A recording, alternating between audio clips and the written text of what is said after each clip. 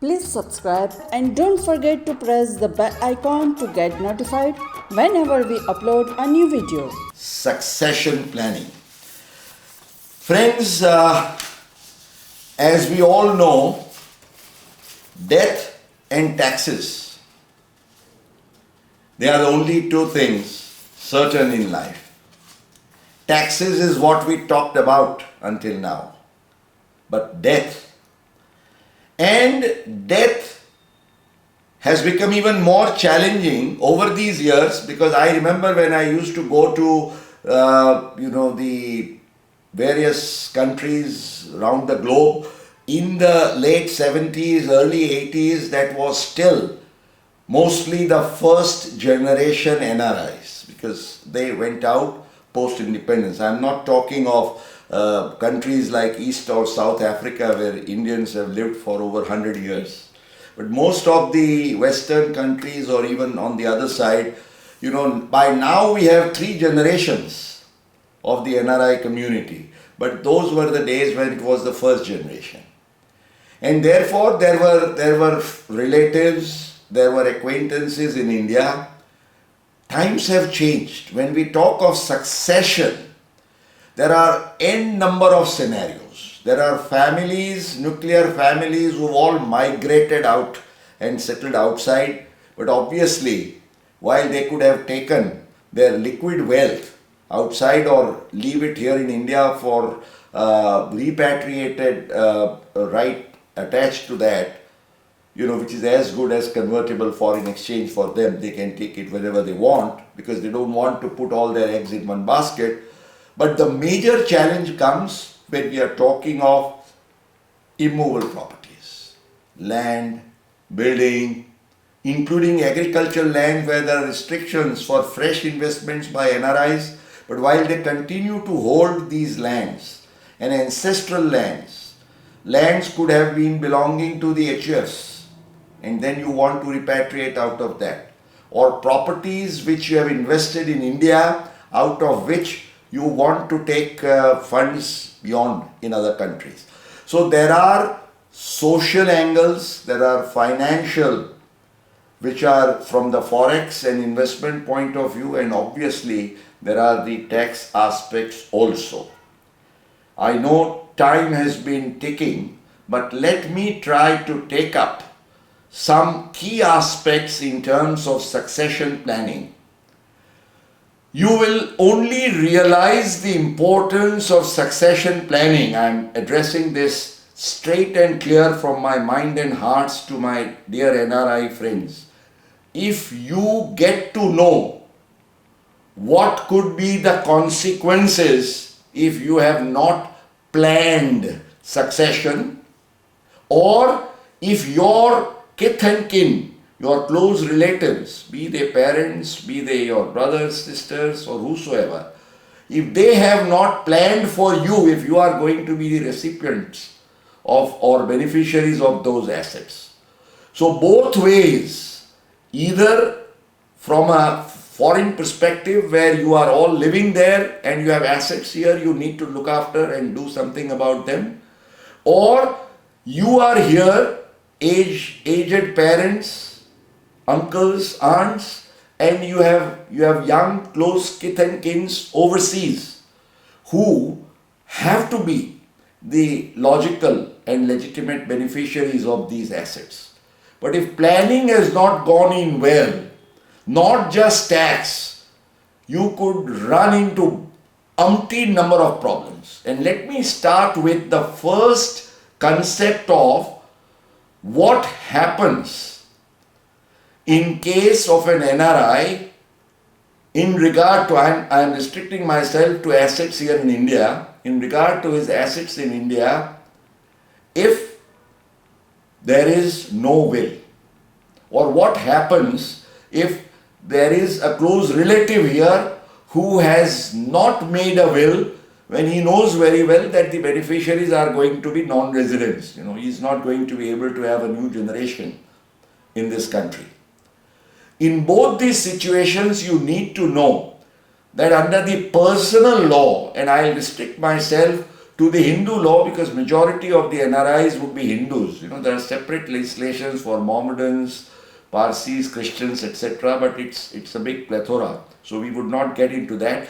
But the simple Hindu law provisions say that if a Hindu male passes away without a will, what happens? All his assets, whether movable or immovable, they are required to be divided equally between, if he has a mother who is widowed, a widowed mother, obviously the spouse, and all children, sons and daughters included. So what would happen is, there is a big bunch who could claim as being beneficiaries to your estate, and you don't exactly have that idea that everybody should get in those equal proportions. So not having a will, the first problem is on the social front. Secondly, in absence of a will, and more particularly when your beneficiaries are non-residents, say for example an age-old father or mother passes away and leaves properties here and does not have a will. Let me tell you, I have seen with my own eyes NRIs struggling, not just for years but for decades together, in the process of getting succession certificates, which is not only expensive but consumes so much of time. There is so much of effort involved, more particularly keeping in view the miles and miles of distance at which you are located. So first and foremost, remember, a will has to be there. And though it's in a different context, I always say, where there is a will, there is a way. If you do not have a will, your way could really be turbulent. So a will is something which has to be in place. Along with that, simple points. I would urge KOTAK, even with all your disclaimers that you make. And Manish Bhai, since my talk has gone a little longish, let me try to, in the lighter vein also, lighten your minds and hearts.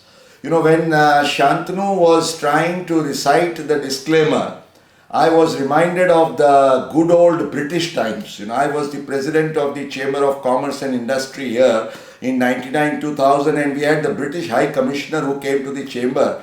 And I told him, sir, you have left India for more than 50 years, but the heritage that you have left behind for us, and that is the verbosity. Our laws are a perfect replica of that. What you can say in one sentence, you want to say in a full page. And just to regale the British High Commissioner, and he embraced me after that, I just recited this small little, if I were to say, a disclaimer kind of a provision. Maybe it was drafted by a parliamentary draftsman. Because, Sai, if I have to give you an orange, as a lay person, what would I say? Sai, I give you this orange and that's the end of it. Right?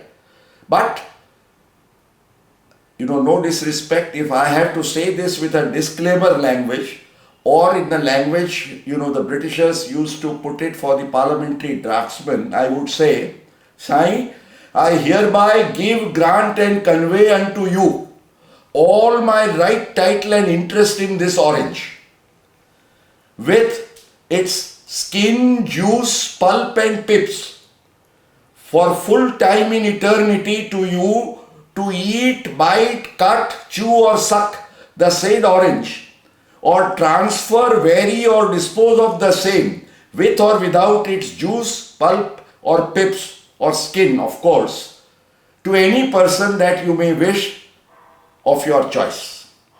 So this would be the disclaimer language, right? So anyway, this was in the lighter vein, but what I was trying to say is we are still living into this arena with all our liberalizations, that if you have not taken care of those small little things, and the simplest thing is we come across bank accounts when there is nobody jointly holding that, or where there is no nomination, and you will need to prove that you do not have any brothers or sisters out of your parents unless and until a public procedure is carried out, for obtaining a succession certificate before the court. So a will is something you just cannot afford to miss. Is it necessary that an NRI should be required to be here in India at the time of execution of the will? Is it necessary that the will has to be a composite will, or can it be a standalone will for Indian properties, because it may make a lot of sense? See, so many practical questions come up, and the answers to that are, I would say that, first of all, look at a will. A will is one of the simplest things that you can draft. Of course, not to say that you should not take legal advice or assistance. But even if you don't have, but you are alert and sensible, you can do one on your own. Do it yourself kind of a thing. But at least be aware about the right things. A will is complete. It does not require a stamp paper. It does not have any specific format. All that it requires is your signing it along with the attestation of two witnesses. Because until the testator has signed and two witnesses have attested that, a will is never complete. And as I mentioned, it is very practical or pragmatic to have a standalone will for your properties. Here in India, you need not mix up your properties in your home country with that. Please keep in mind there are a lot of myths about probate and succession certificates and compulsory registrations. A will is not required to be compulsorily registered under law. Not that you need not, it's optional. And depending on the facts and the circumstances of your case, you could think about this. But the most practical things is, I have encountered cases, and I just want to mention a couple of them, where, the father has written a will for 3 NRI sons and 1 daughter, giving them properties, and they want to take the monies outside India, but for all these years they have never even thought, neither they nor the father, of having simple NRO accounts in India. Now as NRIs, you are entitled to the $1 million repatriation. But what is the basic rule? You need an NRO account. So it starts from there. If you don't have an NRO account, that is your biggest stumbling block in sending money outside.